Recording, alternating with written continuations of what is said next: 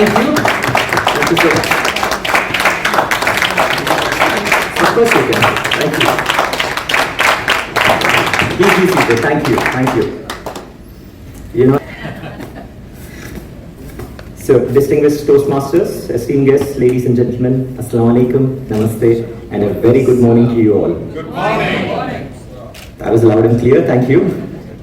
It is truly a pleasure to join all of you here this morning, and I'm delighted to be here at this event, the annual speech contest of Division H, I believe? Yes. Yeah, which is being hosted by the Jeddah Division of Toastmasters International. And I appreciate the incredible work that this organization here is putting into foster skills that are really important and crucial, not just for personal growth, but also for creating a positive change within our communities. As Consul General of India in Jeddah, today I would like to speak something which is very near and dear to my heart, the potential and power of Indian diaspora. Of course, I'm reminded that the audience before me is wonderfully multicultural. So although my speech primarily focuses on Indian nationals living abroad and the Indian diaspora, the ideas and thoughts that I'll be sharing today with you will be relevant to all of you. So coming back to our Indian nationals, Indian diaspora or Indians living abroad represent the spirit of ambition, resilience and progress. However, one aspect that continues to offer immense opportunity for growth in our community is the development of two key skills. Both of these skills are being imparted to you through your association with this particular organization. Any guesses? Leadership, communication skills. Wonderful, wonderful. So, as we look to grow, succeed, and contribute meaningfully to the societies that we live in, we must first look inward and ask ourselves, how can we refine the tools that allow us to connect, influence, and lead with purpose? So in my remarks today, I will introduce you to a framework which I believe will improve both your communication and leadership skills through the lens of how managerial students look at frameworks, create these 3 C's, 3 P's. So I'm going to talk about 3 C's and 3 L's. The C's of course refer to communication, the L's refer to leadership. So let us begin with the first set of the first part of the framework, which is the 3 C's of communication. The first of the 3 C's is clarity in expression. And I've just seen that, be it humor or whatever theme, I saw that clarity in the presenters who just spoke. Of course, I enjoyed your presentation as well. Thank you so much. You may ask why I chose this as my first C. I personally believe that at the heart of effective communication lies clarity. As we navigate the diverse cultural context of the countries we now call home, our ability to express ideas clearly becomes paramount. In today's fast-paced world, where attention spans are shrinking, and that's why I think the moderator or the MC said, I can hear only 2 people nodding or clapping. So what we need to do is, we need to ensure that a clear message cuts through all the noise. Whether it's in a meeting, in a presentation, a casual conversation, we must learn to distill our thoughts into something simple, direct and impactful. For the Indian diaspora, this is especially critical as we often bridge multiple cultures. The clarity of our message can make all the difference between being understood and being overlooked. Let us commit to honing this skill by practicing intentional, precise communication in every interaction of ours. Well, the second C. Second C, anyone? Confidence. Confidence or courage to speak up. Or just to speak. Many of us would have gone through those phases while growing up when you would say, I will not get on the desk. I don't want people to look at me or judge me. Or some sort of fear, be it fear of judgment, fear of failure, or simply the discomfort of being put in the spotlight. Many of us hold back. But as communicators, especially all of you who are in Toastmasters who are trying to overcome that fear, I'm sure you must build this courage. to use your voice, especially when the stakes are high. Particularly important for Indians living abroad, we have a rich cultural heritage and a unique viewpoint that can contribute to the global dialogue in very meaningful ways. So courage in communication will help you claim more space in those conversations. Lastly, we come to the third C. Any guesses? Someone said connection. Well done. This is at the core of effective communication. It's just not enough to be heard. We need to be felt. Humor was felt. I'm sure there are other themes, all of which will be felt. So every conversation, whether formal or informal, is an opportunity to forge a deeper connection with others. What we do here, we try and build relationships. We try and build those friendships. That's what I do also in my profession. I do it for my country. You do it at your personal level, at your professional level. We all do it. So when we communicate, we must focus on not just conveying our message, but also on understanding the needs, desires, and aspirations of those we engage with. This is particularly important in the context of the multicultural and diverse environments that we live in. Communication is a tool for creating relationships, whether in professional settings, community events, or personal engagements. Effective communicators are not those who just speak well, but those who also know how to listen, how to empathize, and how to connect deeply with others.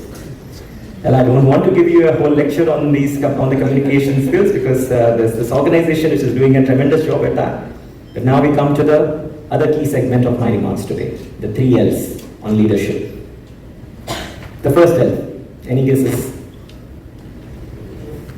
What do you look for in a leader? To begin with. Listen. Loyalty. Yes, but leadership with what? Inspiration. Wonderful, wonderful, madam. Leadership through vision. I think that sets leaders apart. They give you that vision. The rest of the tools we all, kind of work with, develop. So leadership is not just about authority or hierarchy. I think I keep telling this to my team also back at the consulate, to the diaspora as well. Whenever I meet them, it's teamwork, and for the team to contribute meaningfully, the leader has to create that vision, give them that template. So the idea is that you look beyond the immediate and try to steer the collective towards a greater future. That's what a leadership through vision, in essence means. And as Indians in the diaspora, we must envision the future we want to create. We've all been telling you about Viksit Bharat, that the vision to create a fully developed economy for India by 2047. That's an example of vision. That's in essence what we at the consulate are working for as well. So visionary leadership is about looking at challenges as opportunities. I'm sure you would have heard of what Honorable Prime Minister would have said, "Aapda ko jo hai, as an opportunity kyun dekhiye aap." I'm just telling this in Hindi so that our people can understand. So visionaries are those who look outside the box. They chart a course that others can follow. It is this ability to inspire and motivate others to believe in that vision and to take collective action towards realizing it. That's what sets them apart. Second L. I feel I am a quiz master today. Leadership through what? Leading. There was this poll conducted by a leading magazine recently where a question was asked on what traits do you want to see in a leader. You know what was the first trait? Was related to the first L that I said. It said hope. Vision and hope are closely interconnected and related. What was the second trait? Any guess? Who do you want to work with, as a boss? If you were the subordinate, what kind of a boss you want to work with? Listen, yes. But what is that human trait that we are talking about? Credible. Yes, we are there. What is linked to credibility? Integrity. Yes, trust, authenticity. So here we are, we're talking about the second L, which is leadership, which is authentic. Leadership is not about adopting someone else's style, it's about embracing your own. Authentic leadership is rooted in being true to yourself, your values, and your principles. Whether it's in our families, our workspaces, or within our communities, people are drawn to leaders who are genuine and transparent, who are credible, like you said. In the Indian diaspora, we are often navigating multiple identities. Look at him, look at Dr. Khaja. He's a doctor from the Indian community that we look up to. He's part of the Toastmasters, he's part of some other organizations. I have another example here, the president of the Indian Doctors and Medical Forum. All of us are navigating through these multiple identities. Yet, we can lead with authenticity by finding the strength in our roots while embracing the best of the cultures we interact with. Authentic leaders are trusted leaders. And trust, dear friends, as we know, is the very foundation of any meaningful leadership journey. Now the last of the L's.